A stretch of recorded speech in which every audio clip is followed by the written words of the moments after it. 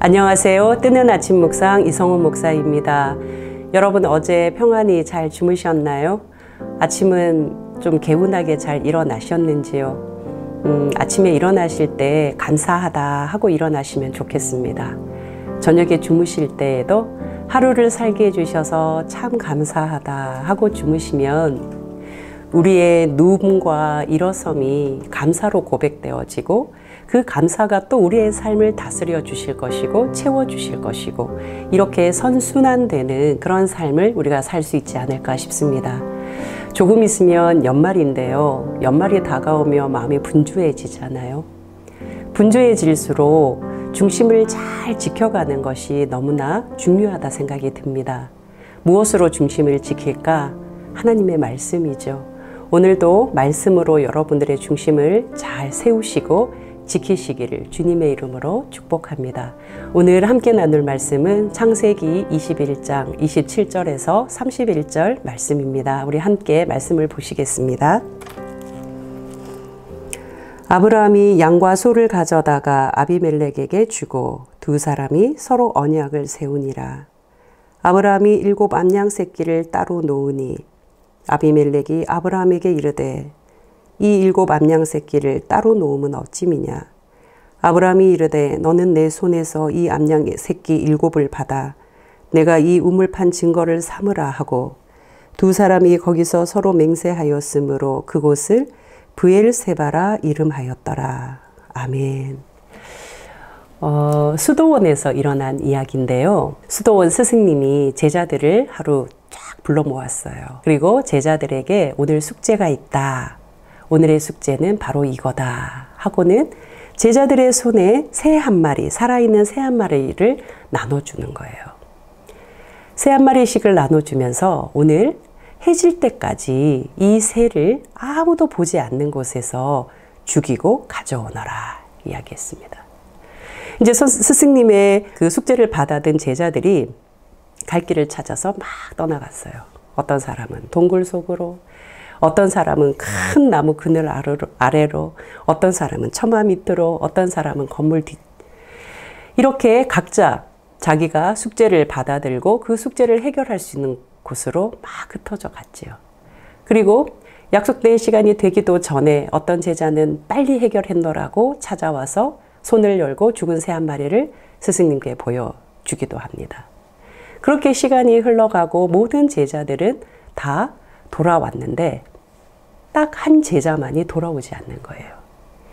이 제자는 평상시에도 수도승들 사이에 마치 왕따처럼 별로 관계성을 잘 하지 못하였고 뭔가 조금 어설프고 조금 더디고 그런 제자였기 때문에 이 제자가 돌아오지 않는 것에 스승님은 굉장히 조마조마하고 애가 탔던 것이죠. 그리고 이 제자가 이 시간까지 돌아오지 않는 것을 보니 혹시 길을 잃었을까? 길을 잘못 들었을까? 다른 제자들과 함께 찾아 나서야 되는 것은 아닌가? 하고 이제 막 나서려고 하는 무렵에 저 어두워진 길 저 끝에서 뚜벅뚜벅 누가 걸어오는 거예요. 그런데 그 걸음새를 보니까 뭔가 빨리 달려와서 숙제 검사를 맡아야 될 그런 제자의 모습이 아니라 힘 빠져 있고 주눅 들어 있고 뭔가 무겁기 그지없는 그런 모습으로 터벅터벅 걸어오고 있는 거죠. 스승님은 그 제자의 모습을 안타깝게 쳐다보면서 도대체 무슨 일이지 하고 지켜보던 중 이 제자가 스승님 앞으로 다가왔습니다. 그리고 스승님께 받은 숙제를 손을 열어서 보여드리는데 이 제자의 손에는 살아있는 새 한 마리, 그러니까 아침에 나누어 줬던 그 새 한 마리가 그대로 담겨져 있는 거예요. 그리고는 이 제자가 스승님께 이렇게 이야기합니다. 스승님 죄송합니다.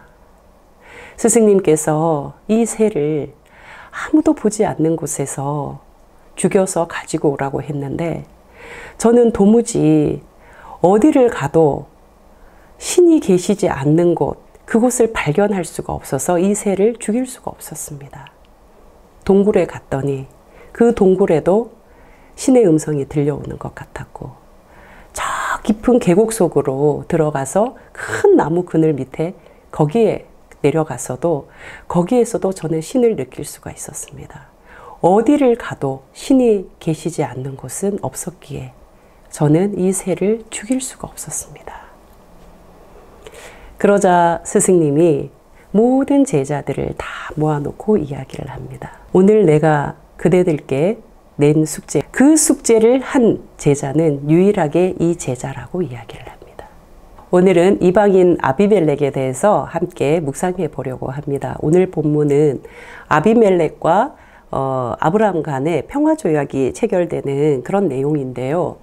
아비멜렉 그러면 이전에 아브라함과 사라가 이 그랄 땅으로 들어갔을 때 그랄 땅의 왕이었거든요. 그런데 반면 아브라함은 어떤 사람이었나?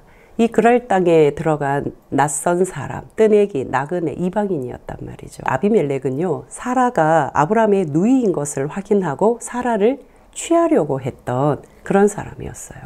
그런데 어떻게 됐습니까? 아비멜렉에게 하나님이 현몽하셔요. 꿈을 통해 나타나시면서 사라를 취하지 못하게 막아주십니다. 여러분, 꿈이라는 것이 사실은 뭐 그리 대단한 게 아니잖아요. 우리 가끔 의미 있는 꿈을 꾸고 그것을 마음에 간직하기도 하고 또 그것을 하나님께서 어떤 일로 풀어주실지 기대하기도 하고 그러기는 하는데 어제도 꾸고 오늘도 꾸고 내일도 꾸고 껐지만 잊어버리기도 하고 어느 날 좀 생생한 꿈은 마음에 담아두기도 하지만 그래도 비교적 크게 큰 의미를 가지지 않는 것이 꿈일진데 아비멜렉은 하나님이 자신의 꿈속에서 나타나서 말씀해 주신 것을 기억해요. 그리고 사라를 취하는 이 행동을 멈추게 됩니다. 아브라함이 이 그랄 지역을 이야기한 그 표현을 보면은요. 그 지역 사람들은 하나님을 두려워하지 않았다 이야기합니다. 그것을 미루어 짐작건대 아비멜렉이 하나님을 섬겼거나 하나님을 믿는 사람은 아니었을 거예요. 말 그대로 이방인에 불과했습니다. 당시 가부장적 사회, 게다가 아비멜렉은 왕이었습니다. 그러면 내가 마음에 드는 여인 취하는 거 뭐 그렇게 대단하거나 그렇게 심각한 일이 아닐 수 있는데 아비멜렉은 간밤에 하나님께서 자기에게 보여주신 꿈을 마음에 담고 사라를 취하지 않아요. 그리고 사라를 돌려보냅니다. 사람들이 살아가는 그 삶의 모습들을 보면은요. 비록 하나님을 알지 못하면서도 에이 그래도 그러면 안 되지. 아예 그건 아니지. 하늘이 보잖아. 하늘이 아시잖아. 하고 살아가는 사람들이 있는가 하면 하나님을 믿는다고 하면서도 아휴 하나님이 두렵지 않나? 아니 하나님이 살아계신데 어떻게 저렇게 할 수 있지? 라는 생각을 하게 하는 그러한 사람들도 있지요. 여러분 우리가 하나님을 믿는다면서 하나님을 의식하지 않는다면 이거는 믿는 것에 문제가 있는 것이죠. 믿지 않는 거라는 말입니다. 그런 차원에서 본다면 아비멜렉은 하나님을 믿지 않고 하나님을 알지 못했으면서도 하나님을 의식하는 삶을 살아갔던 사람이라고 할 수 있습니다. 오늘 본문을 보면 이 아비멜렉이 아브라함을 선대하면서 아브라함과 평화조약을 맺는 그런 장면이 소개되고 있어요. 심지어 아브라함이 아비멜렉의 종들이 자신들이 판 우물을 빼앗은 일에 대해서 항의하는 장면이 나오거든요. 책망하였다 이렇게 나와요.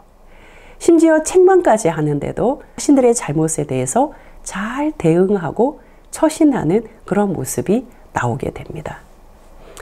그렇게 해서 브엘세바, 맹세의 우물이라는 평화의 조약을 맺게 되는 것이죠. 여러분 아비멜렉은 하나님을 섬기는 사람이 아니었음에도 불구하고 하나님을 의식하며 살아갔던 사람입니다. 그로 인해서 이 아비멜렉의 삶에 어떤 일이 벌어지냐면 자칫 큰 낭떠러지, 깊은 낭떠러지 밑으로 떨어질 뻔한 그런 위태로운 상황을 맞이할 수 있었음에도 불구하고 하나님을 의식하는 아비멜렉의 삶의 태도를 통해서 하나님은 아비멜렉의 집안을 건져내시는 그런 은혜를 베풀어 주십니다. 사라의 일로 인해서 아비멜렉 집안의 태가 닫혀버렸거든요. 그런데 하나님을 의식하며 사라를 돌려보내는 그런 이 아비멜렉의 삶의 결단과 또 하나님을 의식하는 삶의 모습을 통해서 하나님은 아브라함으로 하여금 아비멜렉을 위해 기도하게 하셨고 그 기도를 통해서 닫혀진 태의 문이 열려졌거든요. 태의 문이라는 게 무엇입니까? 바로 생명이잖아요. 생명의 반대는 죽음. 그러니 이 아비멜렉의 이 가문 전체가 폐가 망신하고 죽음으로 끝나버릴 수도 있는데 하나님께서는 이 아비멜렉이 하나님을 의식하며 살아갔던 이 삶의 태도를 통해서 죽음의 문에서 생명의 문으로 옮겨내셨다는 거예요. 사랑하는 뜨아 가족 여러분, 인간이라는 존재는 하나님을 의식하지 않을 때 괴물로 살아갈 수밖에 없는 그런 존재입니다. 여러분, 괴물은 타인을 위협하고 타인을 괴롭힐 뿐만 아니라 자신도 괴롭힐 수밖에 없는 그런 존재입니다. 그러나 하나님을 의식하고 인간이 살아갈 때 그 인간은 하나님의 형상을 따라 하나님을 닮은 존재로 살아가게 되는 것입니다. 하나님을 의식하며 살아가는 것, 그것은 나 홀로 있을 때조차도 하나님이 나와 함께 하신다는 것, 하나님이 나를 바라보신다는 것, 하나님이 내 마음 깊은 곳에도 계신다는 것, 하나님이 내 생각 속에서도 하나님이 계신다는 것, 이것을 의식하고 이것을 생각할 수 있는 것입니다. 오늘 하루 우리의 삶의 자리에서 하나님을 의식하며 살아갔으면 좋겠습니다. 그동안 미루어왔던 우리의 삶의 자리들, 또 우리의 내면들 좀 청소하는 하루가 되면 어떨까 싶습니다. 우리의 영적인 삶, 우리의 영적인 생활도 마찬가지겠죠. 우리의 영적인 생활도 여러분 한번 쫙 들여다보시고 분리수거 안 되게 막 켜켜이 그냥 막 뭉쳐있는 것들 분리수거도 하시고요. 이거 유통기한이 지났나 버리기도 하시고요. 또 새로운 거 필요한 것을 채워 놓으시기도 하고 좀 그렇게 내면 우리의 삶, 우리의 영적인 것, 이 모든 것이 좀 깨끗하게 정리정돈되어지는 오늘 하루가 되었으면 좋겠습니다. 그러기 위해서는 하나님을 의식해야 한다는 것. 하나님을 의식할 때 우리의 삶이 바르게 순종되어질 수 있다는 것 잊지 마시고 오늘 하루는 그러한 삶으로 저와 여러분이 살아갈 수 있기를 주님의 이름으로 축복합니다. 기도하시겠습니다. 하나님 아버지, 우리의 마음에 말씀이 중심이 되어서 이 땅을 살아가는 동안 하나님을 의식하며 살아갈 수 있는 믿음의 지혜를 주시옵소서. 그래서 괴물로 살아가지 않고 하나님의 형상을 따라 지음받은 하나님 닮은 존재로 살아갈 수 있는 오늘이 되게 하여 주시옵소서. 우리의 모든 자리가 깨끗하고 청결하고 정리정돈되는 오늘 하루 되게 하여 주시옵소서. 예수 그리스도 이름으로 기도합니다. 아멘.